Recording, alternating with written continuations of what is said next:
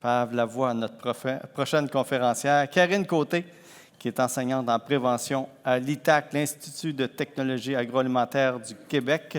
Je pense au campus de Saint-Hyacinthe, parce que là, il y a un ITAC pour tout le Québec.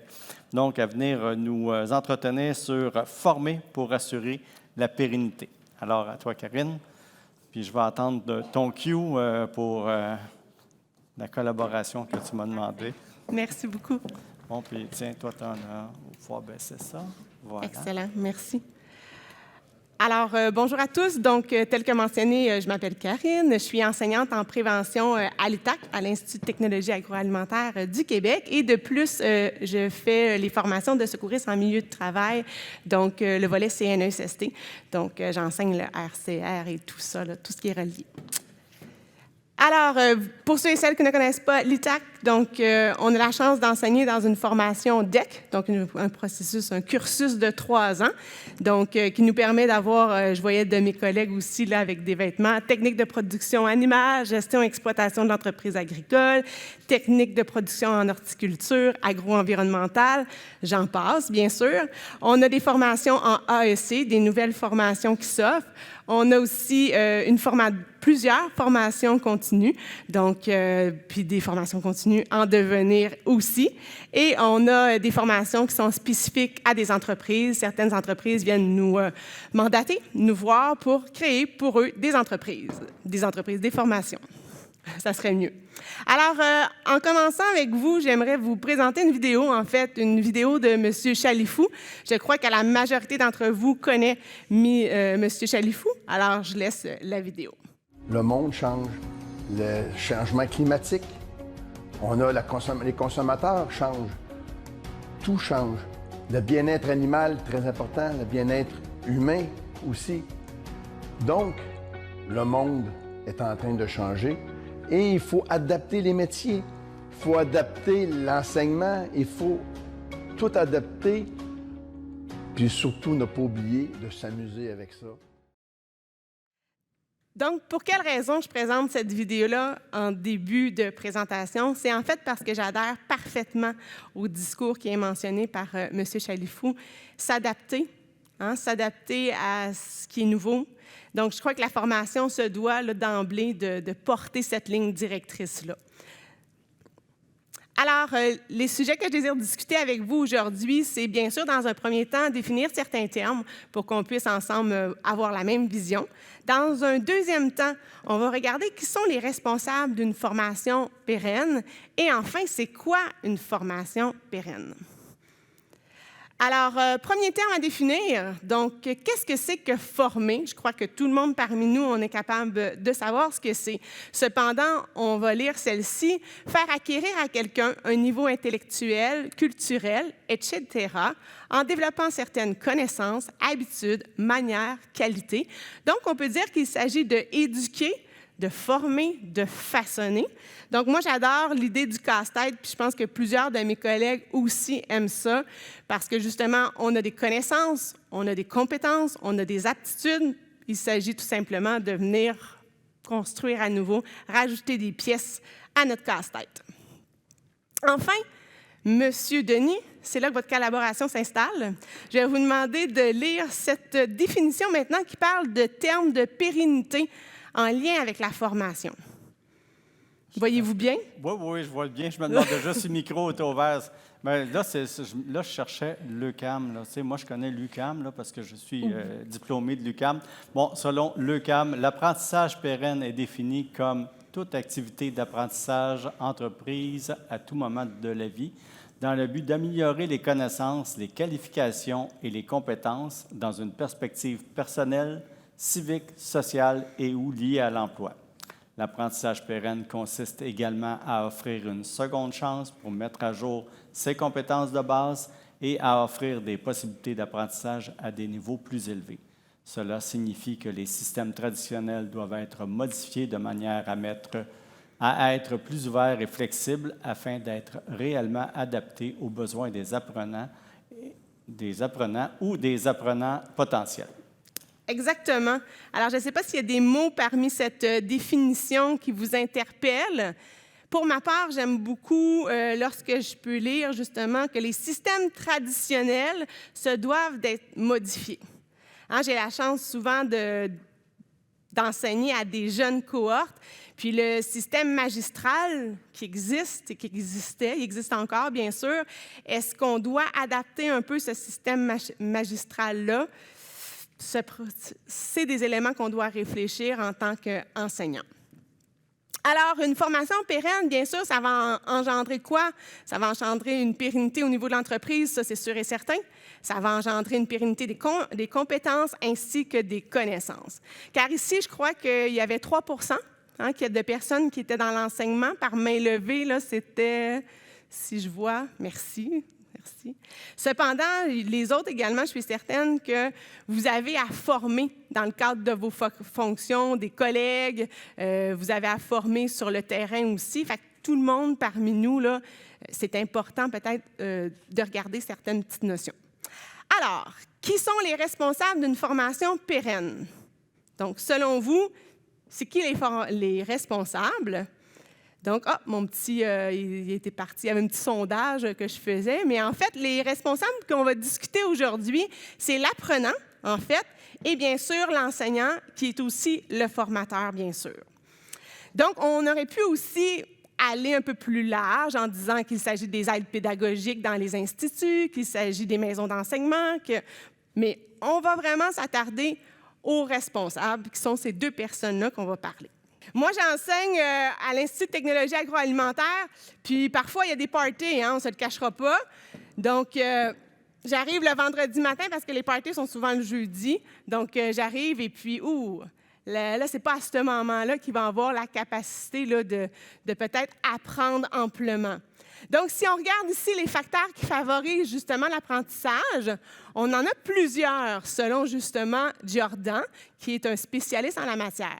Si on regarde, je prends appui sur mes conceptions, un des premiers éléments, je me laisse aller, je suis concentrée, interpellée, questionnée, je trouve un plus, j'ai confiance, je fais des liens, j'ancre les données, je trouve des aides à penser, je prends conscience du savoir et je mobilise mon savoir et enfin, je me confronte. Donc, selon un spécialiste, c'est vraiment ces 11 éléments-là qui favorisent l'apprentissage. Donc, on va parler de quelques éléments, en fait 3 éléments que j'observe souvent au sein de mes classes. L'apprenant se laisse aller. Donc, il est très important dans le cadre du cursus scolaire, des fois on arrive puis les jeunes vont nous dire « Ah, bien, tu sais, on va enseigner », puis surtout les risques psychosociaux. Hein, c'était un des gros éléments qu'on a parlé à la session dernière. Et puis, les jeunes venaient me voir puis mentionnaient « Karine, c'est quelque chose que je ne peux pas parler chez moi. Je ne peux pas parler de risques psychosociaux au sein de mon entreprise agricole. » Là, moi, je restais vraiment surprise de tout ça. Donc, je disais à l'apprenant, à l'élève, « Regarde, ici, la porte est fermée. Donc, ici, on peut en discuter si tu es d'accord. » Après ça, leurs valeurs. Chaque apprenant, justement, ont leurs propres valeurs. Mes valeurs peuvent être très différentes de l'apprenant. Donc, je dois respecter ces valeurs et d'emblée, je dois également leur faire part de mes propres valeurs. Et un autre élément important, c'est qu'ils doivent faire des erreurs. Et moi, je les confronte à faire des erreurs parce qu'on se permet de rigoler, justement, hein, d'être humble puis se dire, regarde, c'est pas grave, tu fais des erreurs puis il n'y en a pas du tout de problème. Donc, la pédagogie de l'erreur, c'est un passage obligé. En fait, pour le cerveau, c'est mentionné que pour apprendre davantage, il faut que tu te confrontes à une erreur pour dire, hey, finalement, il faut que j'apprenne davantage. Alors, c'est nécessaire. On dit justement, pour bien et en profiter, on doit la regarder comme un moyen de formation, puis pas comme une production erronée. Maintenant, bien sûr que l'apprenant se doit d'être concerné puis questionné. C'est sûr parfois que je vais arriver dans mon cours puis pour avoir quelqu'un qui soit complètement dans le fond puis qui ne soit pas là, alors je vais me permettre de dire Denis, qu'est-ce que tu en penses? Hein, de ce que je viens de mentionner. Ah, hey, madame, j'étais pas du tout là. Je ne sais pas du tout on est où. Hey, c'est pas grave. Regarde, je te le répète, on est là présentement. Bien sûr, on doit les ramener au niveau de leur propre réalité et je les implique au sein du processus pédagogique. Ce qui veut donc dire, comme j'ai fait avec Denis, « Hey, est-ce que tu pourrais me lire ce passage-là? Qu'est-ce que tu en penses? Vous, est-ce que c'est comme ça dans vos réalités, au sein de vos fermes? Est-ce que c'est vrai ce que je dis? » Maintenant, il doit faire des liens. C'est vraiment important. Puis ça me fait vraiment rire à chaque fois parce que lorsque j'enseigne les cours au niveau du RCR et tout ça, souvent, il y en a qui me disent « Karine, mon père est allé faire son cours RCR, justement, puis il était avec une gang de bureaux. Tu sais, leur plus gros accident, c'était peut-être une coupure par une feuille ou des choses comme ça. Fait que là, j'étais là, OK, la réalité diffère tellement que là, c'est difficile d'essayer de faire des liens dans des situations comme ça. Donc, il est important justement qu'on encadre, que ça soit vraiment une pédagogie sous forme d'agriculture. Mon vocabulaire va aussi être adapté. Hein, stabulation libre, stabulation entravée, ça. J'ai un vocabulaire technique qui cadre avec les apprenants qui y sont dans la classe. Bien sûr, l'expérience. Il faut partager nos expériences. Et enfin, susciter des anecdotes, des partages. Donc, je me rappellerai toujours, parce que ça fait quand même 10 ans que j'ai la chance d'être à l'ITAC, et puis il y a une demoiselle qui me partage une expérience.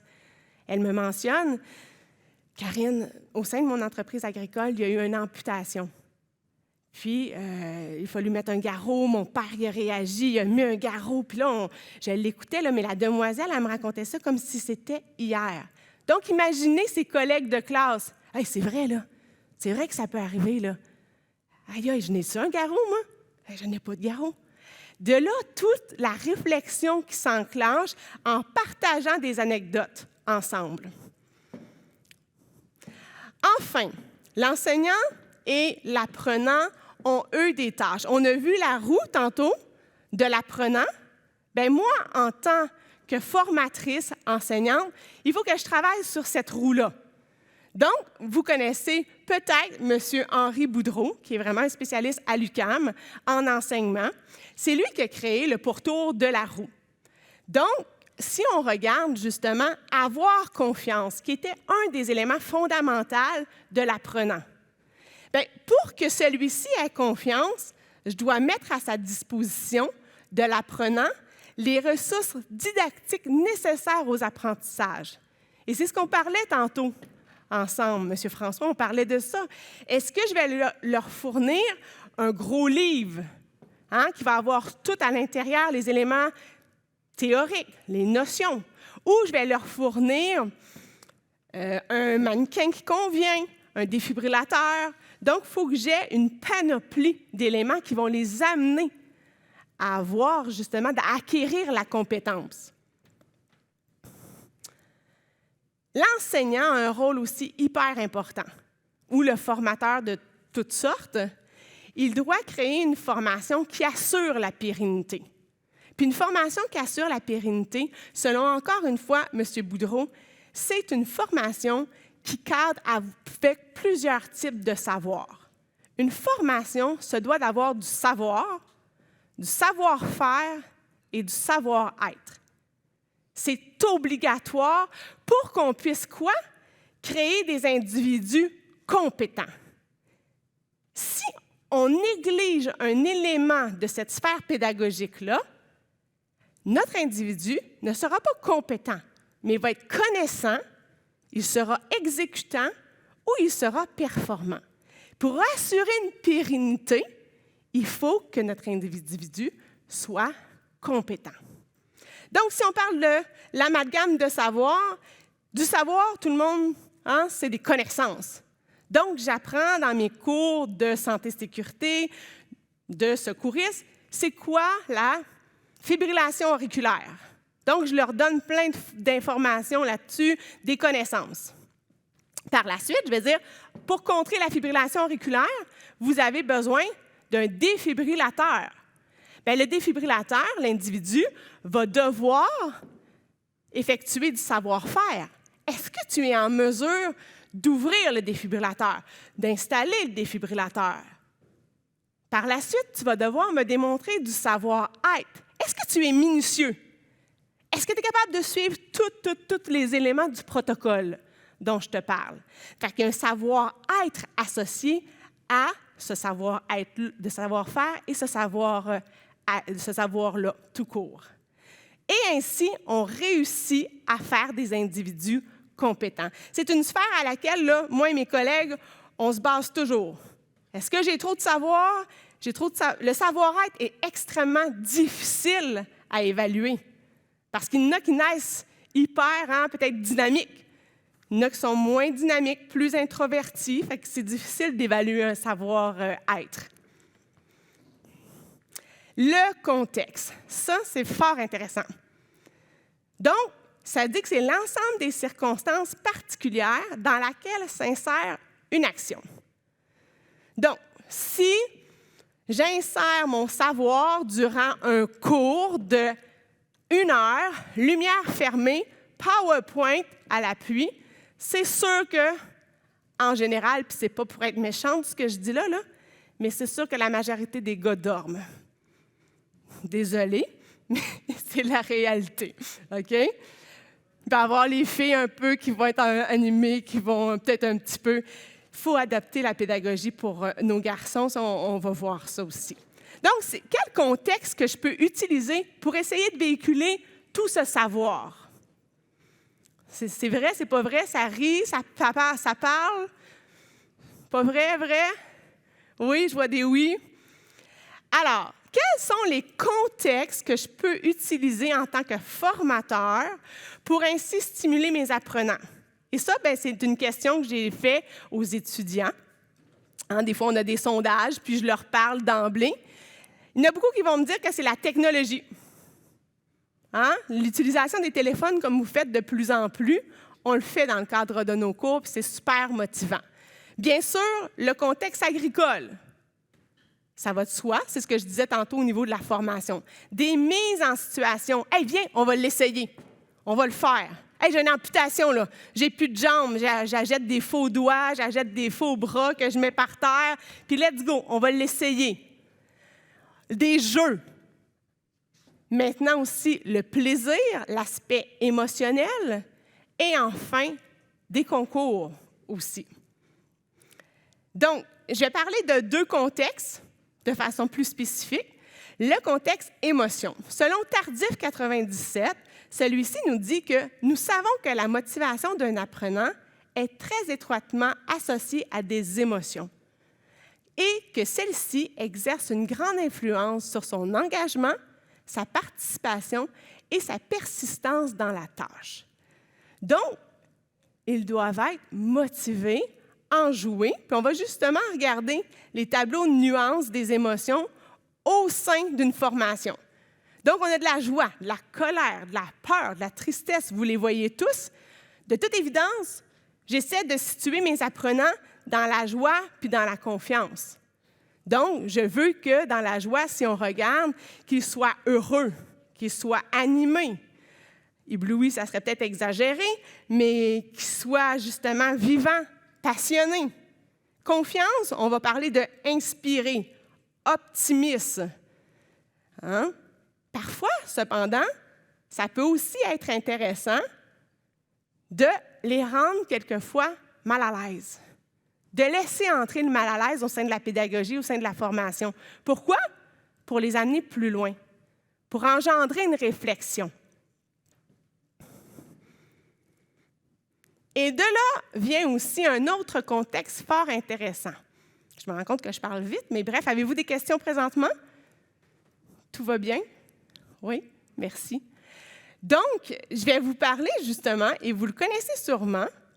Une de mes collègues est arrivée, puis elle est venue me voir, puis elle a dit, Karine, elle dit, est-ce que tu connais le concours de l'UPA? Là, je dis, ah non, c'est quoi le concours de l'UPA? Ah, elle dit, t'iras voir ça sur leur site, là, ça a l'air bien intéressant. Alors, j'ai répondu, justement, je suis allée voir. Alors, concours de l'UPA, ensemble pour un environnement sain et sécuritaire. Donc, ça vous dit sûrement quelque chose. Et là, j'ai dit, OK, est-ce que je pourrais utiliser ce concours-là au sein de ma pédagogie. Est-ce que ça pourrait être intéressant? Donc, j'arrive au début de mon cours, lorsque je présente mon plan de cours, et je dis aux apprenants, « Hey, ça vous intéresserait-tu de faire une évaluation qui pourrait vous engendrer 1 000 $? Et vous devriez voir les yeux des apprenants. Tout le monde fait comme, « Hein? 1 000 $? Hey, Agnès, là, elle, on va faire une évaluation qui va nous permettre peut-être d'acquérir 1 000 $. Là, je dis, oui, c'est pas une blague. C'est vrai ce que je vous dis. Et vous devriez voir justement les gars de la classe, les hommes, les jeunes hommes. Hey, c'est moi qui vais gagner. Puis là, tu les vois un et l'autre qui commencent justement à dire, c'est moi qui vais réussir à gagner le 1 000 $. Donc, il y a une très grande motivation qui s'installe. Pas toujours facile de faire passer la santé-sécurité au sein de la pédagogie. Hein? Mais là, avec un élément financier, je ne vous cacherai pas que ça les motive. Qu'est-ce que je dois faire en tant que, bien sûr, enseignante? Parce que je suis au sein, bien sûr, d'un cursus que je dois respecter. J'ai regardé en premier temps, est-ce que les compétences de ma formation cadrent avec le devis, avec mon plan de cours, avec les compétences puis les éléments de compétences. Fait que regardez, ma compétence à moi, dans le cadre d'un de mes cours, c'est prévenir les risques d'atteinte à la santé et sécurité au travail. Et pour ce faire, j'y parviens avec plusieurs éléments de compétences que vous voyez à côté. Suite à une lecture, ça cadre à 100 %. Donc, qu'est-ce que j'ai à faire? J'ai tout simplement à faire une grille d'évaluation qui va ainsi pouvoir démontrer qu'il y a un lien entre les deux. Et c'est ce que j'ai fait. Donc, en 2021, on a commencé à justement faire le concours avec les élèves de l'ITAC. Donc, j'ai adapté une grille d'évaluation qui permettait justement, dans un premier temps, ils devaient faire une mise en contexte. Hein? Ça existe-tu, ça, des accidents en agriculture? Est-ce que c'est vrai? Donc, ils devaient avoir des sources fiables. Par la suite, ils devaient générer un développement. Il faut qu'ils soient en mesure d'identifier, de corriger puis de contrôler un problème. C'était vraiment le nœud du travail. Et aussi, on l'a adapté en 2022 pour que ça soit avec les risques psychosociaux. Donc, tous les risques psychosociaux à la ferme, on a adapté notre grille pour que ça puisse convenir. Donc, on a notre développement, l'identification, la correction ainsi que le contrôle aussi. Puis, j'ai également du savoir-être au sein de ma grille parce que je vais aussi évaluer avec eux s'ils sont capables de respecter les normes de dépôt, de précision et ainsi de suite. Alors, je suis heureuse de vous présenter cette année les 3 gagnants du concours de l'UPA qui proviennent de l'ITAC.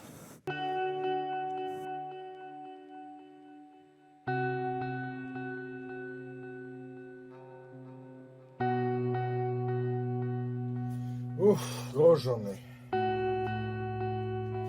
Allô, oui?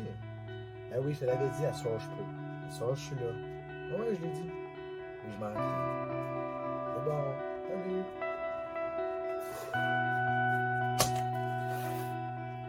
Oh non. Non. Salut, boss. Non, je te l'avais dit à soir. Là, ça fait 2 semaines. Oui, je te l'ai dit. Je te l'ai redit. À soir, je peux pas. Mais toi, c'était imprévu. Moi, c'était prévu. Je m'en fous de tes imprévus, là. C'est quand dans un congé que je t'ai demandé. À soir, c'est important pour moi. C'est bon.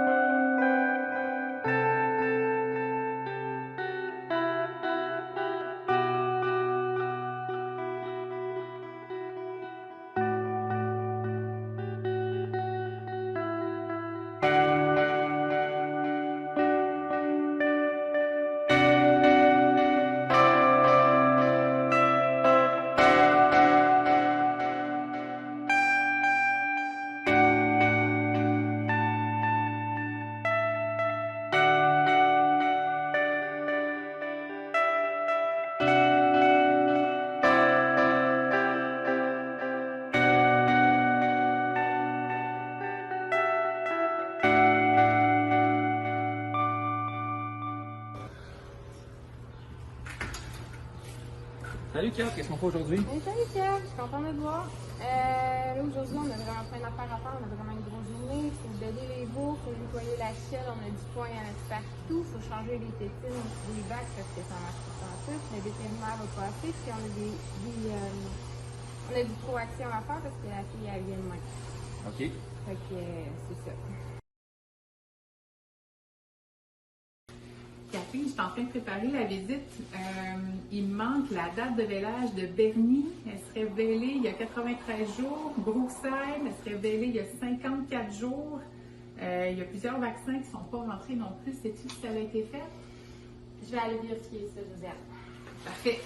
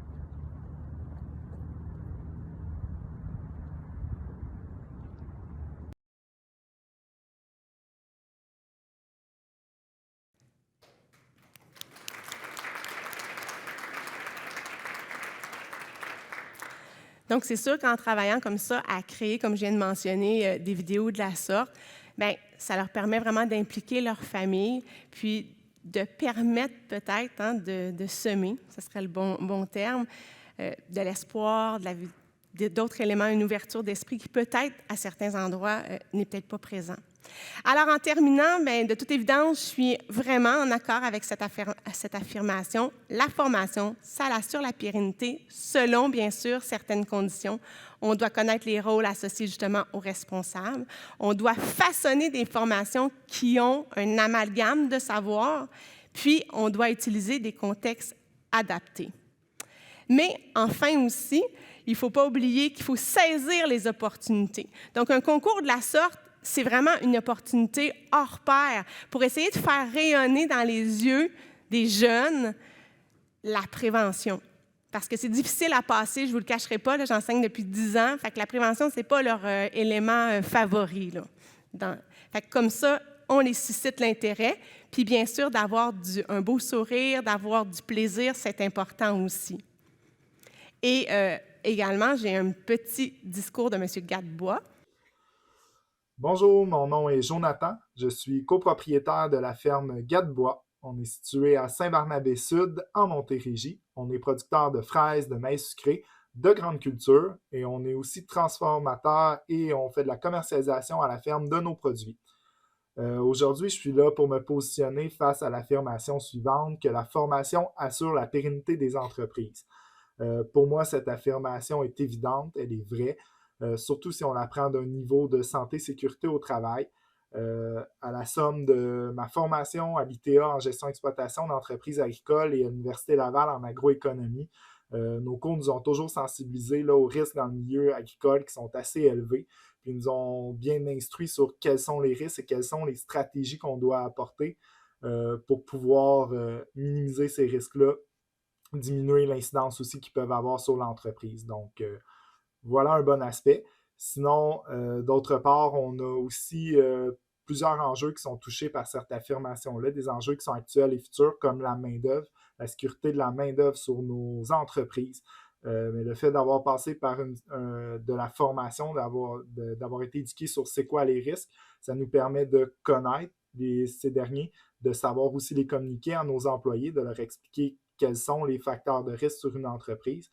Puis aussi, ça nous sensibilise à la formation continue qu'on peut suivre pour appliquer des nouvelles stratégies là, qui sont développées avec les années, puis pouvoir assurer un milieu de travail qui est sécuritaire pour l'ensemble de nos employés. Donc voilà, ça fait le tour pour moi. Merci. Donc, c'est important aussi que ce message-là soit véhiculé au sein des entreprises. On voit qu'à la ferme Gadebois, le message est bien véhiculé, mais en tant que responsables, nous tous, bien, quels moyens on va utiliser ensemble pour motiver la formation continue. Donc ça, c'est un autre élément, mais le fait qu'on soit là, justement, on partage vraiment tous les mêmes intérêts, puis j'ai appris plein de choses aussi à l'aide de collègues aujourd'hui, fait que je pense qu'on est dans la bonne voie. Donc, merci beaucoup.